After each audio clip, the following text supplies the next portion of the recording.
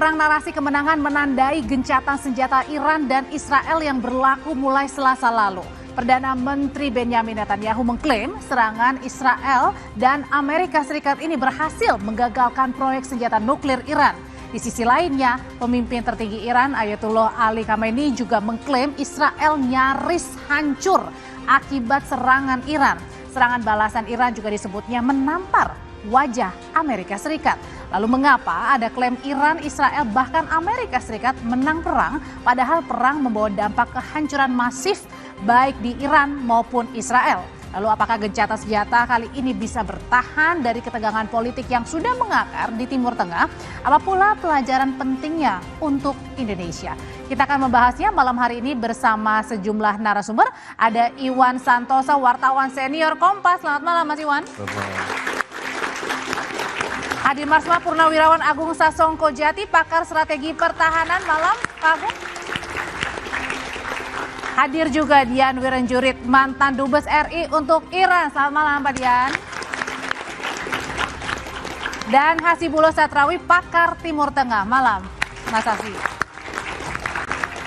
Tidak hanya kami berlima di studio, tapi kita juga kehadiran teman-teman mahasiswa dari Universitas Indonesia, Universitas Mercu Buana, dan Universitas Budi Luhur.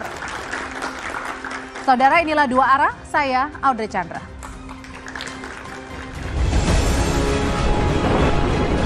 Ketegangan masih tinggi meski konflik menunjukkan deeskalasi. Usai gencatan senjata antara Iran dan Israel berlaku 24 Juni 2025 siang. Usai 12 hari saling serang, diikuti keterlibatan Amerika Serikat menyerang 3 fasilitas nuklir Fordo, Natanz, dan Isfahan. Konflik bersenjata kini berganti ke perang narasi kemenangan. Pemimpin tertinggi Iran Ayatollah Ali Khamenei muncul pertama kalinya sejak perang pecah mengklaim Iran menang melawan serangan Israel dan Amerika Serikat. Sekalipun selama perang Iran banyak kehilangan aset dan personel militer kunci akibat serangan udara Israel. چند تبریک به ملت عرض می‌کنم. یکی تبریک پیروزی بر رژیم جعلی صهیونیست. رژیم آمریکا وارد جنگ مستقیم شد چون احساس کرد که اگر وارد نشود رژیم صهیونیستی به کلی نابود خواهد شد. به مراکز هسته‌ای ما حمله کردند اما نتوانستند کار مهمی انجام بدن. رئیس جمهور آمریکا در شرح اونچه که واقع شده بود بزرگ نمایی غیر متعارفی کرد. Perdana Menteri Israel Benjamin Netanyahu yang negaranya dibombardir rudal balistik Iran dengan korban tak sedikit juga mendeklarasikan kemenangan. Netanyahu mengklaim Israel berhasil menggagalkan proyek senjata nuklir Iran meski laporan intelijen AS menyebut serangan Amerika Serikat gagal menghancurkan program nuklir Iran dan hanya menundanya beberapa bulan. ב-12 הימים של מבצע עם כלביא השגנו ניצחון היסטורי והניצחון הזה יעמוד לדורות. הסרנו מעלינו שני איומים קיומיים מיידיים, איום ההשמדה בפצצות גרעין ואיום ההשמדה ב-20,000 טילים בליסטיים. אם לא היינו פועלים עכשיו, מדינת ישראל הייתה עומדת בקרוב בפני סכנת השמדה. Presiden Amerika Serikat Donald Trump yang sejak awal menyerukan perundingan tapi juga menyeret negaranya terlibat perang dengan Iran tak ketinggalan. Trump mengklaim serangan ketiga fasilitas nuklir Iran membantu mengakhiri perang Israel dan Iran. That hit ended the war. I don't want to use an example of Hiroshima. I don't want to use an example of Nagasaki. But that was essentially the same thing. That ended that war. This ended that with the war. Kepala Lab 45 Jaleswari Pramoda Wardani menilai saling klaim kemenangan antara Iran, Israel, Amerika Serikat menunjukkan masing-masing pihak ingin menyampaikan pesan bahwa mereka memiliki kapasitas pertahanan dan militer yang tangguh, sekaligus cara menata ulang arsitektur keamanan di kawasan Timur Tengah. klaim kemenangan tersebut wajar menjadi instrumen untuk mengirim sinyal strategis. Iran menunjukkan kapasitas untuk membalas, Israel menunjukkan ketangguhan pertahanan, dan Amerika Serikat menunjukkan kapasitas untuk memobilisasi dukungan aliansi. Sinyal-sinyal semacam ini sangat penting untuk mencegah salah perhitungan dan mempertahankan keseimbangan kekuatan yang rentan. Menurut saya, klaim kemenangan itu wajar-wajar saja. Gencatan senjata Israel dan Iran menandai babak deeskalasi perang 12 hari. Gejolak ekonomi global dan ketidakstabilan politik regional di depan mata jika perang terus berlanjut. Apalagi jika sampai berkembang spiral, semisal dengan penutupan Selat Hormuz. Untuk sementara dunia lega dan menyambut baik gencatan senjata keduanya.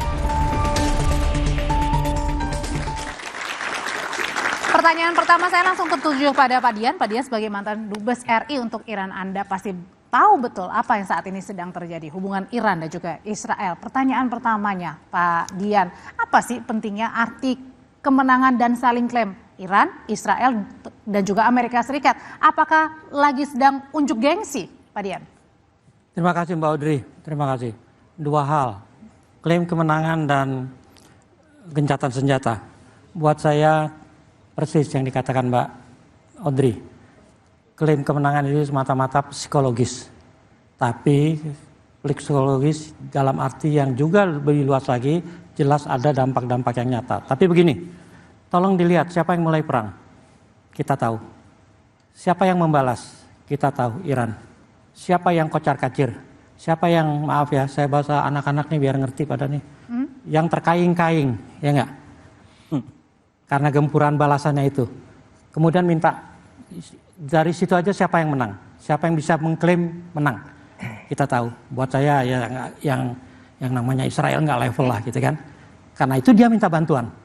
Bantuan saudaranya, pamannya. Ya kan? Ya pamannya gede, kan nggak apple to apple. Ya nggak, jujur aja, apa urusannya? Amerika itu nggak pernah diundang kok. Nyerangnya tiba-tiba.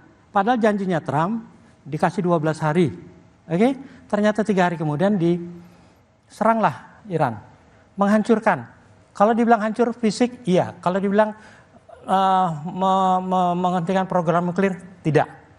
Karena program nuklir Iran itu tidak hanya di 3 lokasi itu disebar. Jadi dari 3 negara ini, Pak Dian, 3 lokasi. Iya, 3 lokasi dan kemudian 3 dari Iran, Israel dan juga Amerika. Ini yang paling besar ini gengsi yang mana nih? Kalau saya kemenangan saat ini adalah Iran secara psikologis, secara politis, dan secara gaung internasionalnya.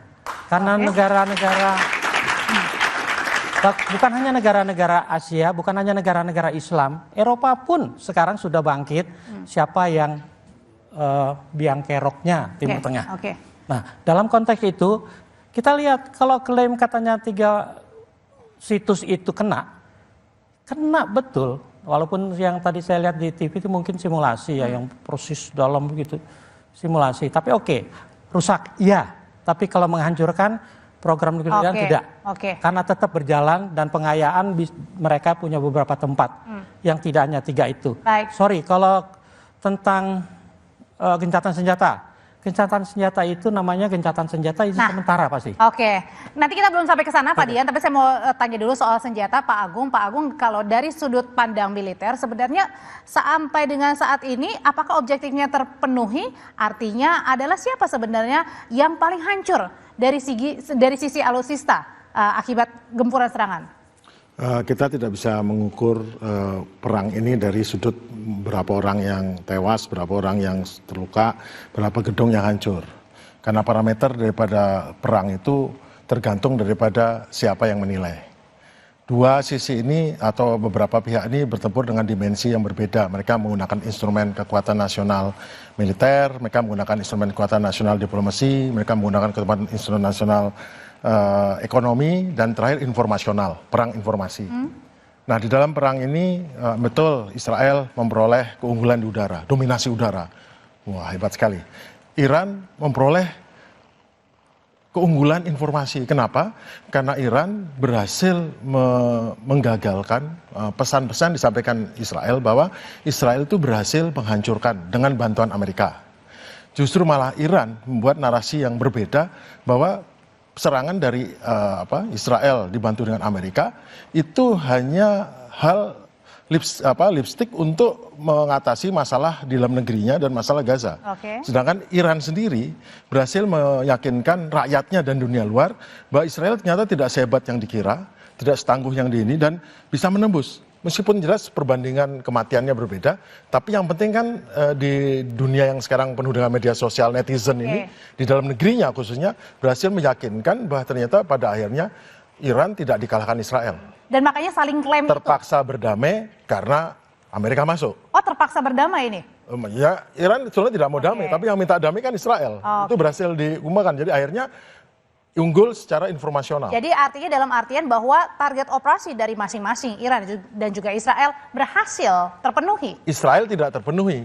Karena pada akhirnya media barat pun mengemukakan bahwa proyek dari pengayaan uranium Iran yang sah di mata dunia karena itu tidak berlawanan dengan aturan apapun tetap berlanjut dan tidak ada masalah. Akhirnya ya mau apapun itu yang dilakukan oleh Israel dibantu Amerika hanya memuaskan netizen pendukungnya, publik dalam negerinya. Kan zaman sekarang itu orang itu hanya baca koran, website atau situs yang seneng sama dia, pro sama apa yang dia sukai. Akhirnya tidak penting bagi yang lain. Tapi di media yang netral atau media yang tidak netral pun semua mengakui bahwa program nuklir Iran tetap intact. Artinya ya Israel mohon maaf ya kalah secara informasional. Dan sekarang mungkin secara politik sebetulnya kalah juga sebetulnya itu. Gimana? Kalah secara politik dah. Karena tujuannya tidak tercapai. Jadi buang-buang ngapain selama ini? Tidak tercapai tujuan utamanya menggagalkan program nuklir Iran. Kalau dari pandangannya Mas Hasibullah sendiri sebenarnya ini target operasi dari masing-masing negara Iran Israel tercapai nggak sih? Iya, saya rasa ini memang agak konklusi dari yang sudah disampaikan oleh Pak Dian dan Mas Agung. Jadi memang cara melihat keberhasilan atau tidaknya dari tujuan tadi. Kalau kita kembalikan pada tujuan sebagai indikator, kenapa Israel menyerang? Tujuannya adalah satu, yaitu menghentikan program nuklir dan Amerika juga ikut serta di situ. Nah, pertanyaan berikutnya, apakah itu berhasil? Nah, ini yang kemudian menimbulkan klaim. Jadi kalau bagi saya, klaim itu adalah sah-sah saja bagi siapapun yang mau klaim. Tapi fakta lapangannya mendukung nggak? Di Israel hari ini, ketika klaim demikian tidak didukung oleh keyakinan masyarakat. Indikatornya apa? Elektabilitas Netanyahu yang ingin tampil lagi sebagai pemimpin Israel berikutnya tidak mendukung. Jadi Israel sendiri nggak yakin dengan kemenangan itu. Bagaimana dengan di Amerika? Klaim keberhasilan menghancurkan program nuklirnya dengan meyakinkan Presiden Trump. Juga ditolak oleh bahkan media-media terkemuka seperti CNN. Berarti maknanya apa? Klaim itu gugur di hadapan dan keyakinan warganya sendiri. Bagaimana di Iran? Iran mengklaim menang. Bagaimana keyakinan masyarakatnya? Yes, kami menang. Berarti memang secara faktual Iran diyakini sebagai menang dalam peperangan ini. Nah, tentu saja Mbak Putri yang disebut kemenangan adalah tadi disampaikan Mas Agung, jangan secara satu instrumen saja. Ini harus dibaca lebih banyak. Walaupun memang menurut saya cara mengukurnya juga mudah. Bagaimana cara mengukur ini menang? Kemenangannya adalah kalau tadi tidak tercapai tujuan masing-masing, Amerika nggak tercapai, Israel nggak tercapai, Iran pun nggak berhasil sebenarnya apa? Bertahan dari serangan musuh. Iran bobol sana sini. Tapi satu yang membuat Iran menang adalah roketnya mampu mencapai titik-titik terjauh di Israel, dan itulah kenapa Timur Tengah hari ini harus berbeda antara sebelum perang 12 hari dengan sesudah perang 12 hari. Mas Hasibullah, pertanyaannya gini, kan kalau sama-sama saling klaim nih, saling klaim menang begitu ya. Berarti artinya kalau menang itu kan ada yang kalah. Tapi di sini kenapa kemudian semuanya juga sepakat mengadakan gencatan senjata? Mas Iwan, pandangannya? Kalau saya indikatornya lihat Israel itu negara yang most militarized. Anak-anak mudanya itu wajib militer dan selalu jadi reserve. Dalam perang 12 hari ini banyak anak mudanya lari ke Siprus.